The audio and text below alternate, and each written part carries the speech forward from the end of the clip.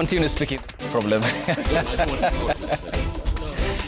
Welcome back and thanks for staying with us. So, Prof, you can keep on talking. You know, there's a... The speaker grants you the right to talk. The right to stop. Yeah. You know, I was grounded with my brothers here. Yeah. About how we soldiered on for 4 years.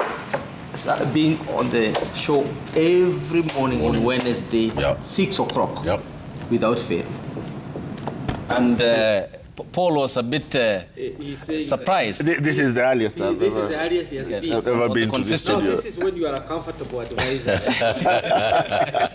It's a great job to be an advisor. It's a good job to be advisor. Yeah. And I'm glad the coffee will keep you Awake. You know, in politics, the work is... Senior Counsel Okongo Mogeni, thanks for making time for the broadcast. Good morning, how are you? Much appreciated. Unlike my colleague to the left, this is my maiden appearance on this show. Yeah. That's great. I've never been on this show, so I really want to thank you for inviting me to the show. And it's a pleasure having you. Yeah, being the representative of the great people of Nyamira County. Yeah, Professor... I should actually say good morning to the people of Nyamira and to the Kenyans at large. Yeah. Yeah. And you can use your mother language as well and say Bwakire. Bwakire we are. Prof, good morning. Murega. Now with a new title. Because you have given you have given permission for people to speak there in tongues. Yes. I can also speak in tongues. Well, that extends to Paul Mwangi then. Good morning. I would just Swahili. Much appreciated. Say hamjambo. I will speak to the national language, which is Kiswahili. Asalimia mandugu zangu wa Kenya kwa heshima na tunawabariki na tunasema asante sana. Asalimia cousins pia. Mi kazini yangu ni huyu kwa. Gentlemen, thank you. Arguably, the late Professor Ngugi wa Thiong'o would say then if you can supplement your mother language with other languages, then that is an empowerment. The opposite is enslavement. Great. Thanks for your time. Much appreciated. So let's begin with Valentine, who is a Kenyan living in the United States of America. She attended the meeting with the former Deputy President Rigathi Gachagua in Baltimore, and here's what she said. You need, Mheshimiwa, to start positioning yourself as a national leader, not as a tribal leader. And I know many people won't like what I'm saying, but it's the truth. The first mistake that has been done in this event is speaking Kikuyu. I watched a speech about you in Boston, and the speech was a good speech, but there's something you said that Kikuyus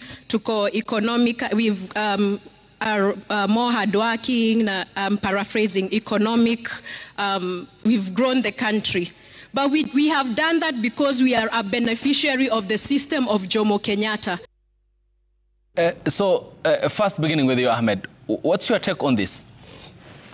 You know, the great George Bernard Shaw said that, you know, our prejudices are so deeply rooted that at the end of the day, we believe that they're common sense. Because you're taught this consciousness at the hearth, in your small town, in your village, and in the law, and in all these kinds of thinking that parents to parents give their children.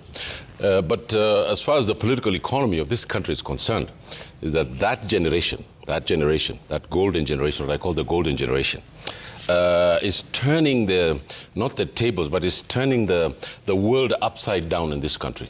Remember, I talked about how the political class is going to peddle the ethnic stereotypes of this country so that they could give us the same canard, you know, or the same custard, as it were. And I think that we have come to the beginning of the end of that. When you can see Mr. Gachagua, who has played this ethnic card. And it's a very strong and potent card. Nonetheless, I mean, nobody should be disabused of that fact. But the social and political consciousness of this country is in battle. There is a difference between classes, there's a difference between generations, and the Gen Zs are the phalanx or the spear of this tremendous change that's happening in this society. I ultimately think that Mr. Gashagua's politics is going to really destroy him politically. And I don't think that the people of Mount Kenya with Mr. Gachagua because they're Kikuyus. I don't agree with that. I think there's a false narrative. I think that they're there. I was just talking to my colleagues in the green room about it.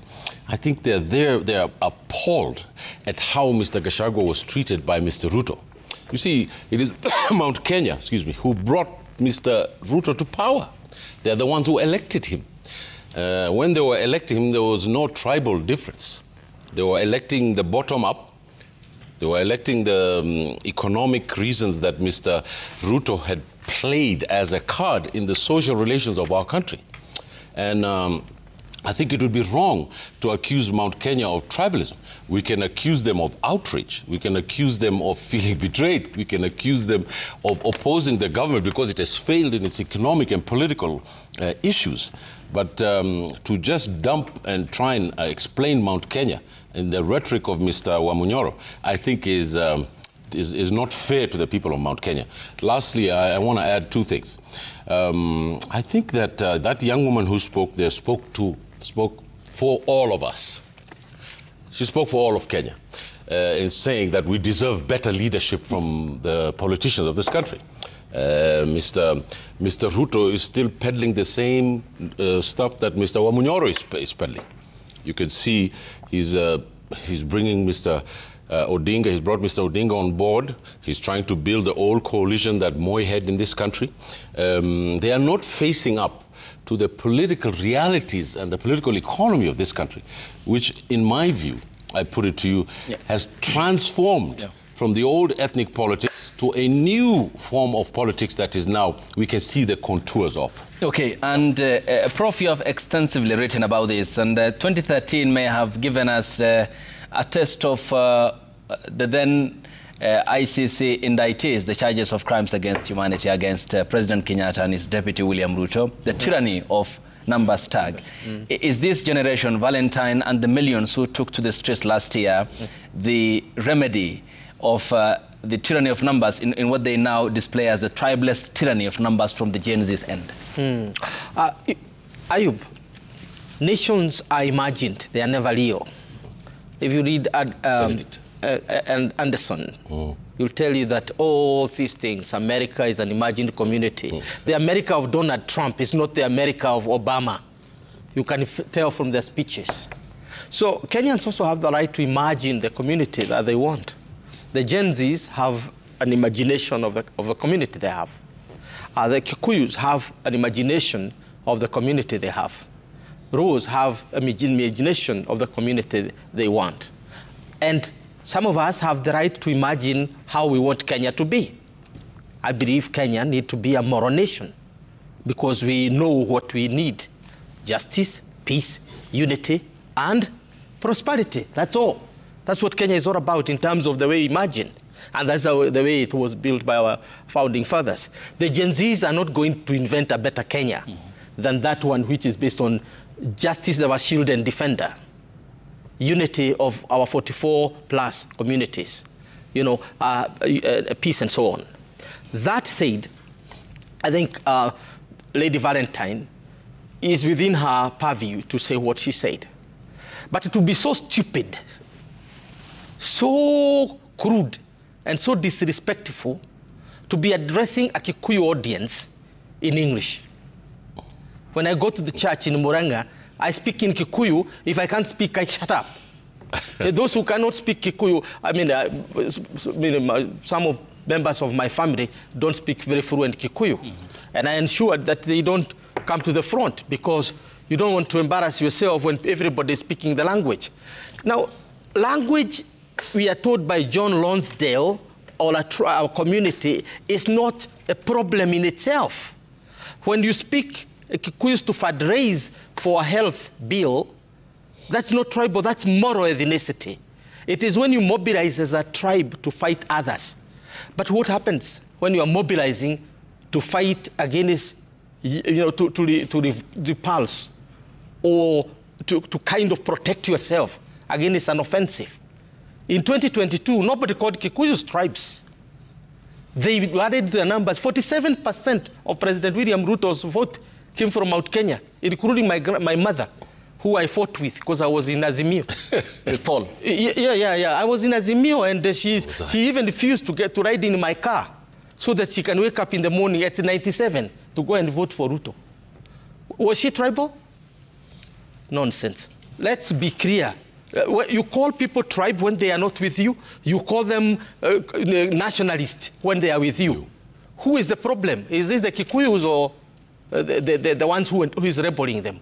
The issue is Gachagua is a politician. He's not a clergy. Gachagua is a quintessential Kenyan politician who uses the cracks in society to ensure that they rein their numbers.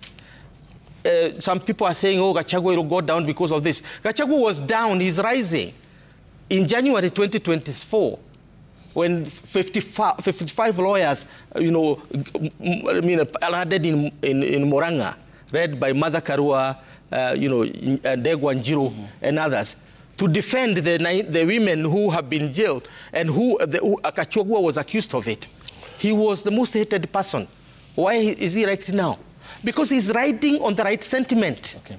There is a sense of betrayal, deep betrayal among the Mount Kenya people. Okay. They feel deeply betrayed because they voted the government in power now, and they are completely out of power.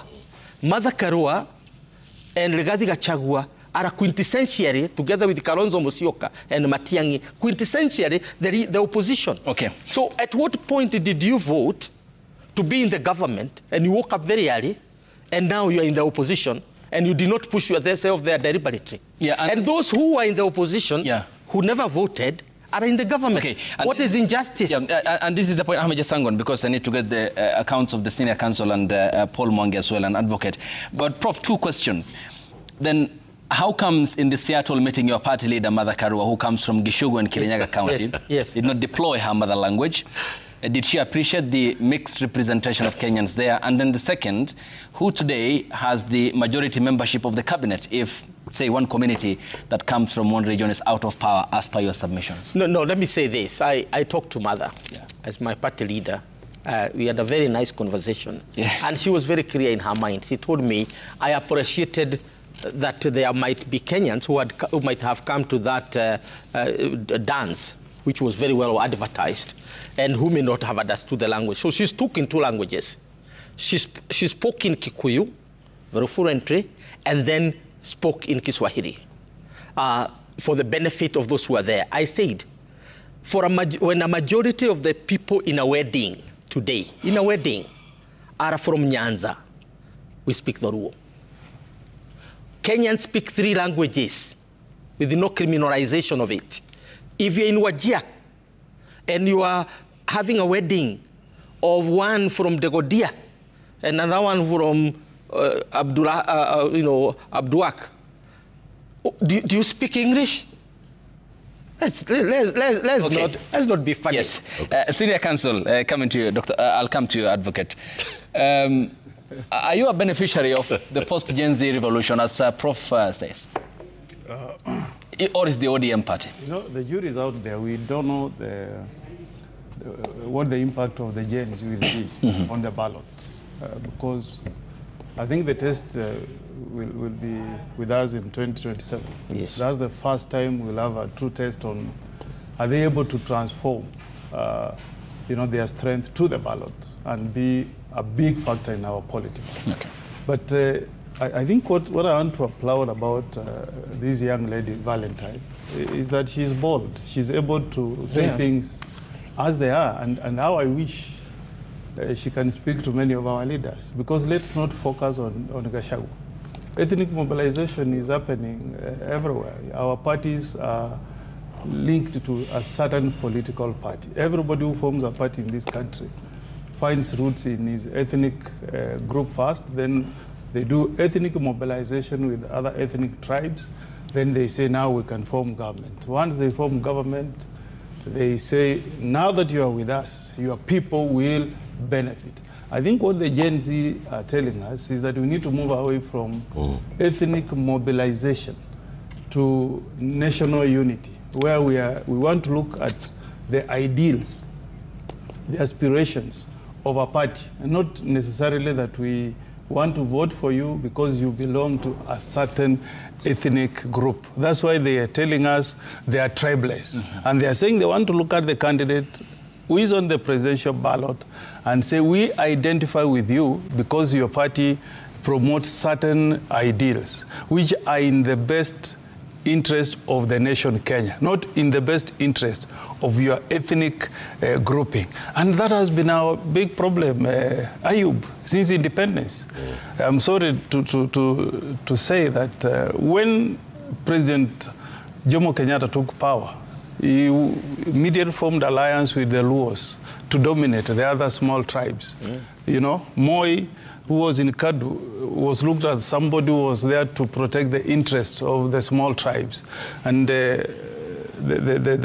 thought then was, if you have Jomo Kenyatta as your president, then your ethnic group will form the bulk of the elite, you know, within the government. Then you dominate other tribes. And that has continued. You know, the problems that Moi faced was because he was perceived as somebody who has changed the status quo. He was looked at somebody who was who removed the Kikuyus from the center of power. They were not the elites within government, and he came with another team from the Kalenjin community and with other sub-tribes. So I think we have a big opportunity as a country to move away from ethnic-based politics, you know, to politics that are national in nature, just like what Mwalimu Nyerere tried in Tanzania. It was very deliberate, and we must be deliberate. That's why I like the Gen Z when they say we are deliberately going to be tribeless. Okay? Yeah. But that is a big threat to, of course, the traditional political kingpins of this country, who have always looked at ethnic mobilization as the only card to gaining political leadership. So let us salute this generation. It's unfortunate, Ayub, that we respond to their, their cause by killing them through the gun. It's very unfortunate. I think if I was the sitting president of the day, I will pay more attention to what the Gen Zs are telling me, because you know how destabilizing ethnic politics can be. We have several examples in Africa. You never end well when you focus on negative ethnicity. Politics of exclusion has caused many problems to many African countries. So let's hope that we can learn and do what our friend in Rwanda did.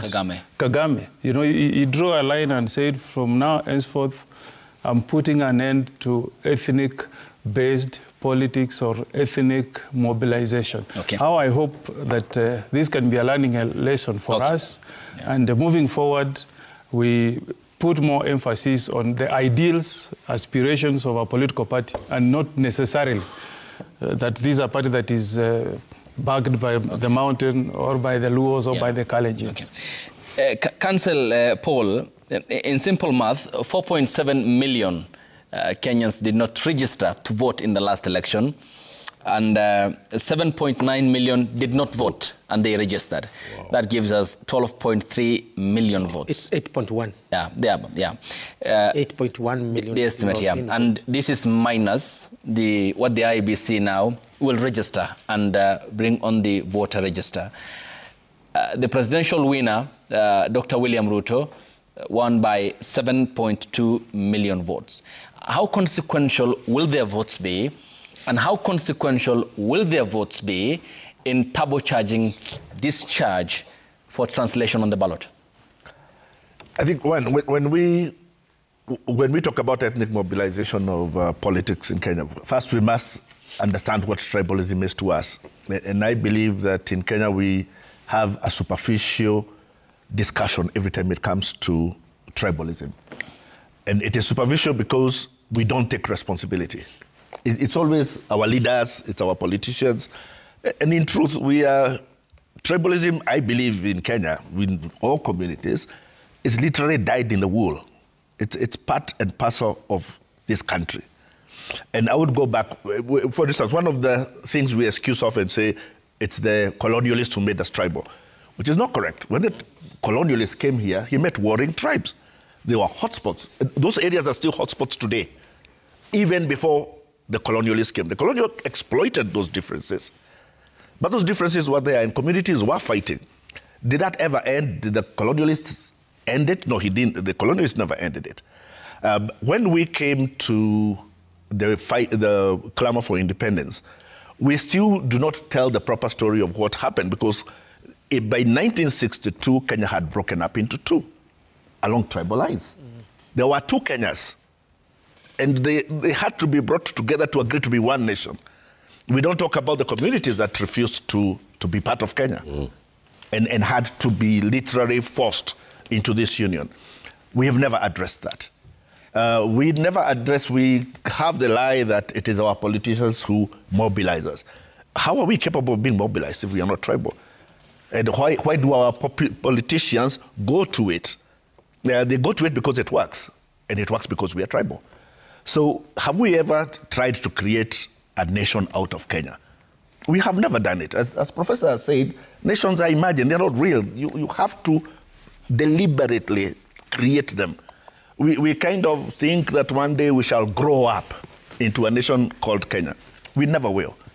Because some of those things that we have carried on from the past are so deep, and that's why I say they are dyed in the wool. They are so deeply embedded in us that until the day we now start talking about who we are and what we want.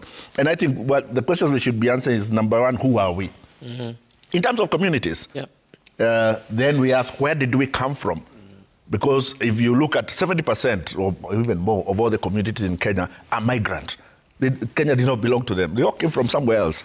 So we ask ourselves, how did we come here? Where did we come from? Why did we come here? Why did our ancestors leave Congo, or wherever they came from, or Sudan, and finally decided to settle on this land called Kenya? So what were they looking for? Then that time we can answer the question, what do we ourselves want with this land? Now we are answering the fourth question without addressing the other three issues. Okay. And we shall never succeed in creating a nation if we don't go back into it. Without looking at the three issues holistically. Without looking at the three issues holistically and starting to, like we have land clashes in Kenya, and we ask, no, that this is our land. You go back to history and it was never your land. Yeah. Okay. Uasin Gishu, for example, is not land of the Nandi. Uasin Gishu is a Maasai meaning fat cows. Nyeri is not. And that's where there were vicious crashes. Yes, there are very many places in India that belong to the Dorobo. Yes, the Dorobo. Okay. And if we go, they say no, Mount Kenya. Kiambu does not belong to. A big chunk of Mount Kenya belong to the Dorobos. Yes. A big chunk of Kiambu belongs to the Maasai. Maasai, yes. So until we go back and start understanding ourselves, we are going to continue with this narrative that instead all they do is promote those tribal divisions. Okay. Time for a quick break. Let's pay some bills. Okay. When we get back, we proceed. And the inability to also coalesce around the nation-state with identification, which ought to be then Kenyan. Yeah, and the struggle towards that as we find the footing to that effect. The hashtag on X is Citizen Daybreak. The SMS code is 22422 at Citizen TV Kenya and at Ayub Abdikadir. We're back with more after the break. Stay tuned.